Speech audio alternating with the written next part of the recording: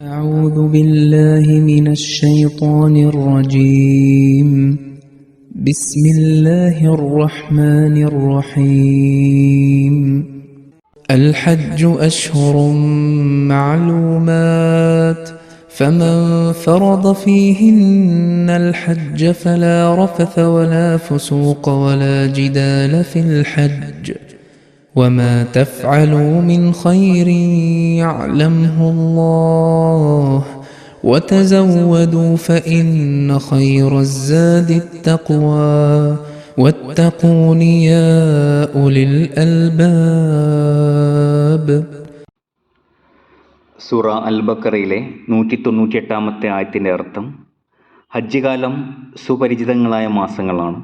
അതിനാൽ ഈ മാസങ്ങളിൽ ആരെങ്കിലും ഹജ്ജ് നിർവഹിക്കുമെന്ന് ഉറച്ചു കഴിഞ്ഞാൽ പ്രേമസല്ലാപമോ അതിക്രമമോ ദുർവിവാദമോ ഹജ്ജിൽ പാടുള്ളതല്ല. നന്മയുടെ ഏത് കാര്യം നിങ്ങൾ ചെയ്താലും അത് അള്ളാഹു അറിയുന്നു. യാത്രക്കാവശ്യമായ വിഭവങ്ങൾ കരുതിക്കൊള്ളുക. തീർച്ചയായും ഏറ്റവും നല്ല കരുതൽ വിഭവം തഖ്വ, ഭയഭക്തിയാണ്. ബുദ്ധിമാന്മാരെ നിങ്ങൾ എന്നെ മാത്രം ഭയപ്പെടുക. സയ്യിദ്ന ഹദ്റത്ത് മുസ്ലിം മൗഊദ് റളിയല്ലാഹു തആല അൻഹു ഈ ആയത്തിൻ്റെ തഫ്സീറിൽ പറയുന്നു, അൽ ഹജ്ജു അഷ്ഹറു മഅലൂമാത്ത്, ഹജ്ജ് സുപരിചിതങ്ങളായ മാസങ്ങളാണ്. വിശുദ്ധ ഖുർആൻ ഹജ്ജിനെക്കുറിച്ച് ഇവിടെ പറയുന്നത് ഇതൊരു പുതിയ കൽപ്പനയല്ല എന്നും ഇബ്രാഹിം നബി അലൈഹി സ്വലാത്തു വസ്സലാമിൻ്റെ കാലം മുതൽക്കേ നിലനിൽക്കുന്ന കൽപ്പനയാണ് ഹജ്ജ് എന്നുള്ളതാണ്.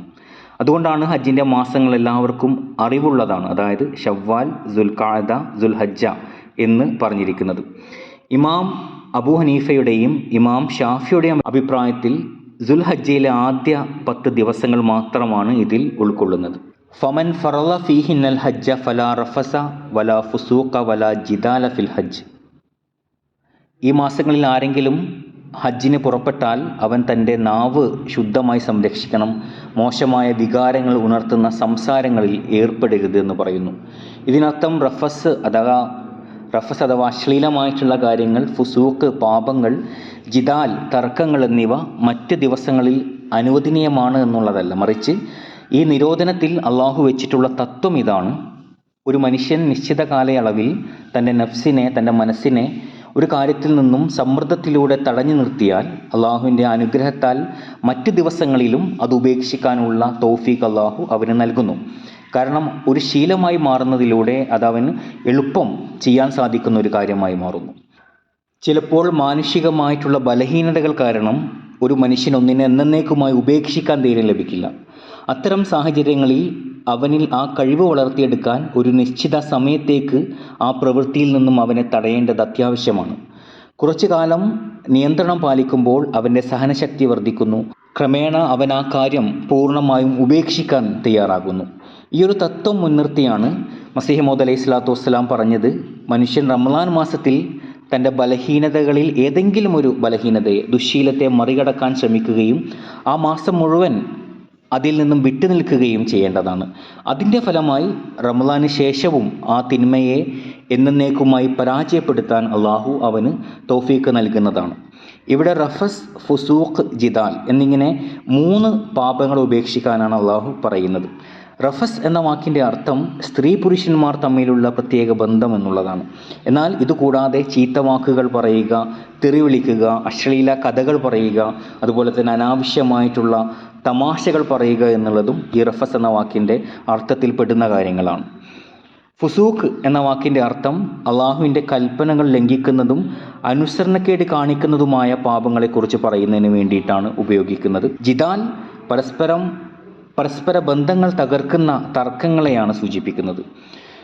യഥാർത്ഥത്തിൽ ഈ 3 വാക്കുകളിലൂടെ അള്ളാഹു 3 തരത്തിലുള്ള പരിഷ്കരണങ്ങളാണ് ഉദ്ദേശിക്കുന്നത്.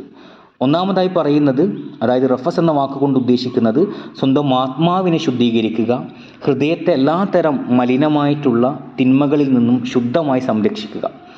രണ്ടാമതായി പറയുന്നത് അള്ളാഹുമായി ആത്മാർത്ഥമായിട്ടുള്ള ബന്ധം സ്ഥാപിക്കുക. മൂന്നാമതായിട്ടുള്ള ജിദാൽ എന്ന വാക്കുകൊണ്ട് ഉദ്ദേശിക്കുന്നത് മനുഷ്യരുമായിട്ടുള്ള സ്നേഹബന്ധങ്ങൾ സുദൃഢമാക്കുക എന്നുള്ളതാണ്. ഈ 3 കാര്യങ്ങളിൽ നിന്നാണ് ലോകത്തെല്ലാ തിന്മകളും ഉടലെടുക്കുന്നത്.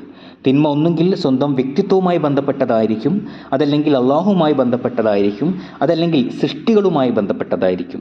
ഈ 3 കാര്യങ്ങളിലുള്ള പുരോഗതിയാണ് യഥാർത്ഥത്തിൽ ഒരു വ്യക്തിയുടെ ആത്മീയ ഉന്നതിയുടെ ആധാരം എന്ന് പറയുന്നത്. വമാ തഫ്അലു മിൻ ഖൈരിൻ യഅലമുഹുല്ലാഹ്.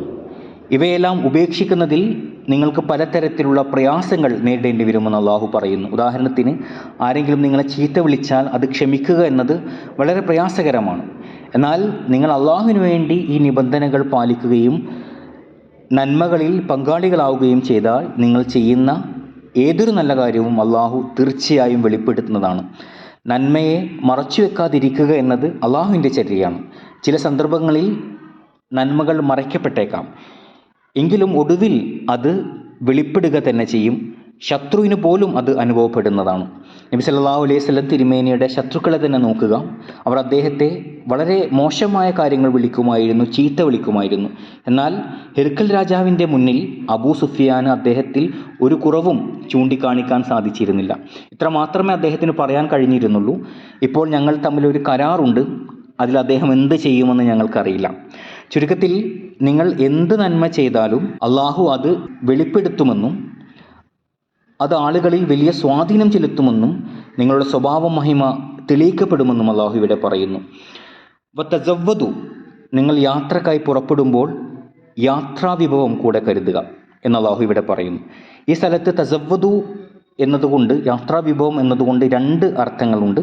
ഒന്ന്, യാത്രയ്ക്കും ഭക്ഷണപാനീയങ്ങൾക്കുമുള്ള ചിലവുകൾ ക്രമീകരിക്കുക എന്നുള്ളതാണ്. 2, നന്മയുടെയും തെഖ്വയുടെയും പാതയം കൂടെ കരുതുക എന്നുള്ളതാണ്. ഇതിനു മുമ്പ് വമാ തഫ്അലു മിൻ ഖൈരിൻ യഅലമുഹുല്ലാ എന്ന് പറഞ്ഞ് നന്മകളിലും പുണ്യകർമ്മങ്ങളിലും പുരോഗതി കൈവരിക്കാൻ അള്ളാഹു പറയുന്നു. അതുകൊണ്ട് തസവ്വദു എന്ന് പറഞ്ഞുകൊണ്ട് ഹജ്ജിനും ഉംറയ്ക്കും വളരെയധികം പ്രതിഫലമുണ്ടെന്നാണ് ഇവിടെ അറിയിക്കുന്നത്.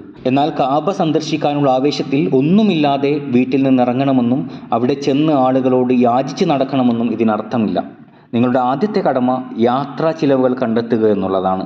യാത്രാ ചിലവുകൾ, താമസം, ഭക്ഷണപാനീയങ്ങൾ എന്നിവയെല്ലാം ഉറപ്പാക്കിയ ശേഷം മാത്രമേ യാത്രയ്ക്ക് പുറപ്പെടാവൂ. തുടർന്ന് പറയുന്നു, ഫഇന്ന ഖൈറുസ്സാദി തഖ്വ. ഓർക്കുക, ഏറ്റവും ഉത്തമമായിട്ടുള്ള പാതയം, കരുതൽ വിഭവം എന്ന് പറയുന്നത് തഖ്വയാണ്. അത് നിങ്ങളെ മറ്റുള്ളവരോട് ചോദിക്കുന്നതിൽ നിന്നും പാപങ്ങളിൽ നിന്നും സംരക്ഷിക്കുന്ന കാര്യമാണ്. ഹുസൂർ പറയുന്നു, ഖേദകരമെന്ന് പറയട്ടെ, ഇന്നത്തെ കാലത്ത് മുസ്ലിങ്ങൾക്കിടയിൽ പൊതുവെ ഒരു ധാരണയുണ്ട്, ഇസ്ലാം പഠിപ്പിക്കുന്നത് മനുഷ്യൻ ഭൗതിക മാർഗങ്ങൾ സ്വീകരിക്കരുതെന്നും എല്ലാ കാര്യങ്ങളും അള്ളാഹുവിൽ ഏൽപ്പിച്ച് കയ്യും കെട്ടിയിരിക്കണമെന്നുമാണ്. എന്നാൽ ഇത് തികച്ചും തെറ്റായ ഒരു കാര്യമാണ്, ഇസ്ലാമിക അധ്യാപനങ്ങൾക്ക് വിരുദ്ധമാണ്. അതുകൊണ്ടാണ് യാത്രയ്ക്ക് പുറപ്പെടുമ്പോൾ ആവശ്യമായിട്ടുള്ള സാധനങ്ങളും യാത്രാക്കൂലിയും കരുതുന്നതിൽ ഒരിക്കലും അശ്രദ്ധ കാണിക്കരുതെന്ന് ഇവിടെ മുസ്ലിങ്ങളെ ഉപദേശിച്ചിരിക്കുന്നത്. എന്നാൽ തസവ്വദു എന്നതിന് തഖ്വയുടെ യാത്രാവിഭവം കയ്യിൽ കരുതുക എന്നുള്ളതാണ് അർത്ഥം. തഖ്വ എന്നത് ഒരു മറഞ്ഞ യാത്രാവിഭവമായതിനാൽ ഫഇന്ന ഖൈറുസ്സാദി തഖ്വ എന്ന വാക്കുകളിലൂടെ തഖ്വയാണ് യഥാർത്ഥ കരുതൽ വിഭവം എന്ന കാര്യമാണ് ഇവിടെ അള്ളാഹു വ്യക്തമാക്കുന്നത്.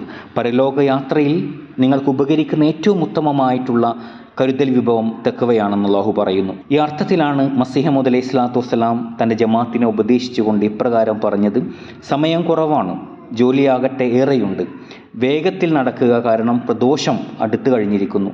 നിങ്ങൾ സമർപ്പിക്കേണ്ട കാര്യങ്ങൾ പലതവണ പരിശോധിക്കുക. എവിടെയെങ്കിലും എന്തെങ്കിലും കുറവോ നഷ്ടമോ വരാതിരിക്കട്ടെ, അല്ലെങ്കിൽ അത് വെറും പാഴ്വസ്തുക്കളായി മാറരുത്. രാജസന്നിധിയിൽ സമർപ്പിക്കാൻ യോഗ്യമല്ലാത്തതൊന്നും നിങ്ങളുടെ പക്കൽ ഉണ്ടാകരുത്.